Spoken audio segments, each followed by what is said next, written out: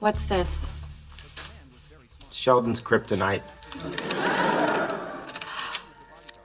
Oh my God. He can never know that I gave that to you. Look, I said I wanted to hurt him, but this? Hello? Oh, hi. Yeah, hold on a second. I'll get him. Sheldon, it's for you. Who is it? Your mother. Oh, good. Hi, Mom. How are you? But, Mom, she keeps sitting in my spot. And she touched my food. Okay, yes, I took her clothes, but she started it. No, that's not fair. Why should I have to apologize? Did you tell on me? Are you kidding me?